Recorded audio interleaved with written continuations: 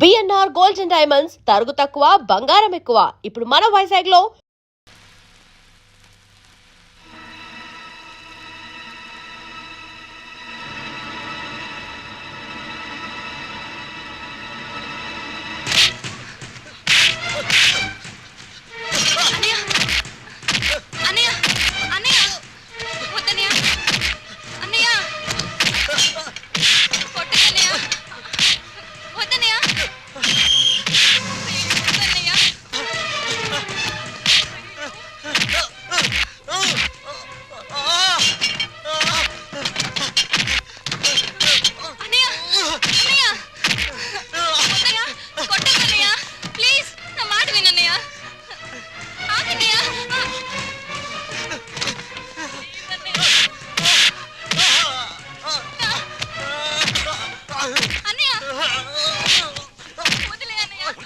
Sir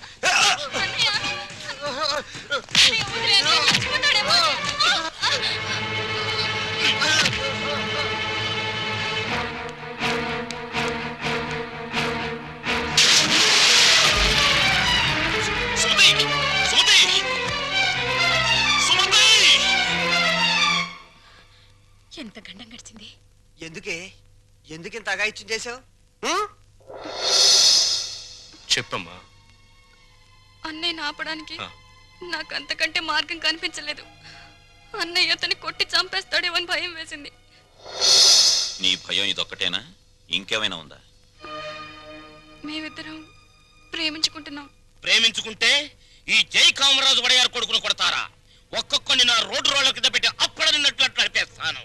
నేను మంచికి కన్నడ కంటి ఇవ్వను, చెడుకు చందన స్మగ్లర్ వీరప్పన్ని. కొట్టింది కాక వచ్చారా? జరిగిన దానికి క్షమించమని అడగడానికే వచ్చాం. క్షమించను. ప్రధానమంత్రి ఫోన్ చేసి చెప్పినా క్షమించను. ప్రధానమంత్రి ఏమో. అలాగా. హలో, నువ్వా? మా ప్రసాద్ను కొట్టిన విషయం నీ దాకా వచ్చిందా? నా కొడుకును కొట్టిన వాళ్ళను తారులో కలిపి రోడ్డు వేసేంత వరకు నిద్రపోదని నా రోడ్ల మీద ప్రమాణం చేశాను రా. నా బావమరిది అమెరికా నుంచి. అప్పుడే నా పరువు ఇండియా దాటి అమెరికా దాకా వెళ్ళింది. అసలు నా ఇంటికి రావడానికి సిగ్గులేదు మీకు? చూస్తే దిట్టంగా నలుగురున్నారు. మీరు ఎవరు నా కొడుకును కొట్టింది చెప్పండి. నేనే కొట్టాను. నా కొడుకుని 10 మందిలో కొడతావా? పరువు లేని కుటుంబంలోని మనిషి కాబట్టి పశువులా ప్రవర్తించావు. మగవాడ నాకు చెయ్యి వేస్తాడు. వేస్తే నీ చెల్లెలు ఎందుకు ఊరుకుంది? ప్రేమించింది కాబట్టి ఊరుకుంది. చిచ్చే, వంశాన్ని బట్టి ఆలోచనలు, ఆలోచనలు బట్టి బుద్ధులు. ఆడపిల్లను పెంచుకోవడం చేతగాక ఊరు మీద వదిలిపెట్టిన మీ కుటుంబం బతుకు ఎలాంటిదో. కప్పు కొడుతుంది. బయటికి వెళ్ళండి నాయన, ఇల్లంతా కడిగించుకోవాలి. వెళ్ళండి. మా అమ్మ మళ్ళీ చచ్చిపోయింది. మా అమ్మ ఫోటో బద్దలు కొడతావా? నిన్ను ఎందుకంత కోపం వచ్చింది? మా అమ్మ ఫోటో పగల కొడితే నాకు కోపం, పక్కింటోడు కోపం వస్తుందా? ఆ ఫోటోకి ప్రాణం లేదుగా. అయినా అదంటే నాకు ప్రాణం. ఎప్పుడో చచ్చిపోయిన మీ అమ్మ ఫోటో పగలగొడితేనే మీకింత ఉలుకొచ్చిందే. ప్రాణానికి ప్రాణమైన నా చెల్లెల మీద చేయి పడితే నా రక్తం ఉడికిపోదా? అదే ఆడదాన్ని గౌరవించడం చేతకాని మనిషివి అమ్మ ఫోటో మాత్రం పెట్టావు. ఇందాకేమన్నారు? మగాడన్నాక ఆడపిల్ల మీద చెయ్యేడా అని అన్నారు కదా. నేను ఇప్పుడు మీ పెళ్ళ మీద చెయ్యేస్తాను. మగాడే కదా, పోలే మీరు ఊరుకుంటారా? రంగా, అమ్మా క్షమించమ్మా. అంతేనమ్మా, అంతే. దోపిడీలు చేసేవాళ్ళు, మద్దతులు చేసేవాళ్ళు, మానభంగాలు చేసేవాళ్ళు దర్జాగా తలెత్తుకు బతుకుతున్నారు. కానీ ఆడపిల్లల్ని కన్నవాళ్ళు మాత్రం తలెత్తుకు బతకలేకపోతున్నారు. అదండి ప్రపంచం. వస్తాం సార్, వస్తాం. ఇందాక మీ ఇల్లు కడుక్కోవాలన్నారుగా, మర్చిపోకుండా ఫినాయిల్తో కడుక్కోండి. వదన్నా. అమ్మా, నీకో శుభవార్తే. నీ మనవడికి రఘురామయ్య గారి అమ్మాయితో పెళ్లి కుదిరింది. అవును, ఈ రఘురామయ్య గారే. ఓకేను.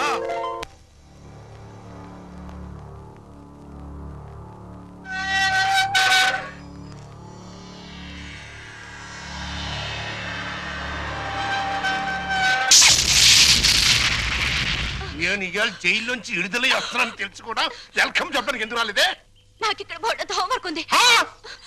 నువ్వు హోంవర్క్ చేయటం ఏంటి? ఎగతాళిగా మాట్లాడుకో.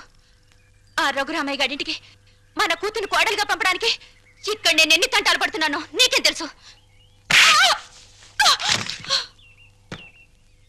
నా గర్భశత్రు ఇంటికి నా కూతుని కోడలుగా పంపిస్తావా? మన జీవితానికి విలన్ అనుకున్న వాడింటికి నాగుపావుని వదిలావనుకో, ఊహించుకో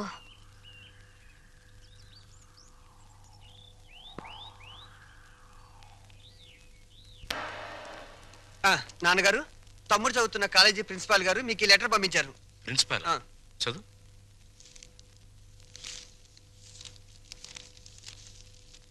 గౌరవనీయులైన రఘురామయ్య గారికి నమస్కారములు.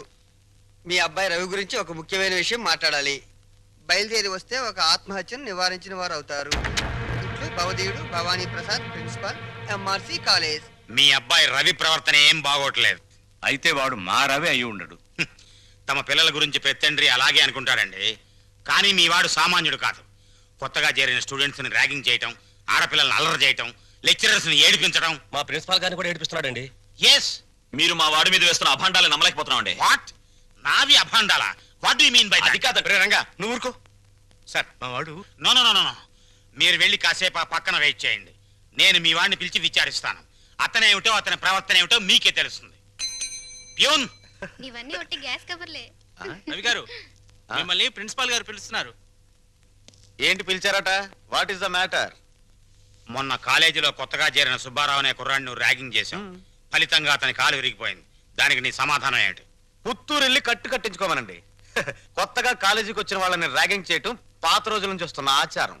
దానికి ఇప్పుడు విచారణ ఏంటండి నా బొంద? ఆ కుర్రాడి సంగతి అలా ఉంచు. రాణి అనే అమ్మాయితో నువ్వు తిరగటం అందరికీ తెలుసు. ఆ అమ్మాయి జీవితాన్ని నువ్వు నాశనం చేశావు. ఆ పెళ్లి ఇప్పుడు గర్భవతి. నాకు తెలియకుండా మీకెలా తెలుసు సార్? మీ దగ్గరకు వచ్చి చెప్పుకుందా? Shut up. లేకపోతే ఏంటి సార్? నాలాంటి గ్లామరస్ అబ్బాయికి 10 మంది గర్ల్ ఫ్రెండ్స్ ఉండటం చాలా సహజం. మీరంటున్నట్టు ఆ అమ్మాయిని నేను అనుభవిస్తే ఆ అమ్మాయి కూడా నా వల్ల అనుభూతిని పొందింది. ఇది తప్పు అని మీరనుకుంటే ఆడవాళ్ళందరినీ పువ్వుల్లో పెట్టి పూజించుకోండి. కానీ నేను చేసేది ఇంతే. అమ్మాయి రాణి, రాణి, ఇతను చెప్పిందంతా విన్నావు కదా? నువ్వేమైనా చెప్పదలుచుకుంటే నిర్భయంగా చెప్పు. సార్, ఏ పరువు గల ఆడపిల్లైనా కావాలని కాలు జారదు. ప్రేమించిన వాడు తనే సర్వస్వాన్ని నమ్మించినప్పుడు విచక్షణ పోవచ్చు. నన్నంత నమ్మించి దుర్మార్గానికి హద్దులు ఉండవని నిరూపించాడు ఈ మహానుభావుడు. ఊరుకో అమ్మా, ఊరుకో. ఆ అమ్మాయి అభిప్రాయం నీ అభిప్రాయం తెలుసుకున్నాను. ఇంకా మీ అమ్మా నాన్నల అభిప్రాయం తెలుసుకోవాలి. తెలుసుకోవాలనుకుంటే మా ఇంటికి వెళ్ళండి. వాళ్ళు మన క్యారెక్టర్ కి యూ సర్టిఫికెట్ ఇస్తారు. అక్కర్లేదు. రఘురామయ్య గారు, దయచేయండి. విన్నారా మీ అబ్బాయి మాటలు? అమ్మా, నువ్వు అమ్మాయి పక్కన నిలబడు. చెల్లి నువ్వు కూడా. రే, ఇప్పటి వరకు నువ్వు ఆడదాని గురించి మాట్లాడిన మాటలు తిరిగి ఒక్కసారి మాట్లాడు. అమ్మా చెల్లి కూడా ఆడవలేరా? మాట్లాడు. అమ్మ చెల్లి దానిలా ప్రవర్తించే మనుషులు కాదు. అవునవును. అటువంటి పవిత్రమైన ఇంట్లో దుర్వాసన కొట్టే మాటలతోనూ చేతలతోనూ నువ్వు ఒక్కడివే పుట్టుకొచ్చావు. ఆ అమ్మాయిని ఏం చేద్దాం అనుకుంటున్నావు? అది కాదు నాన్న, నేను ఆ అమ్మాయిని అనుభవించిన మాట నిజం. కానీ బ్రోతలుగా భావించి అనుభవించాను.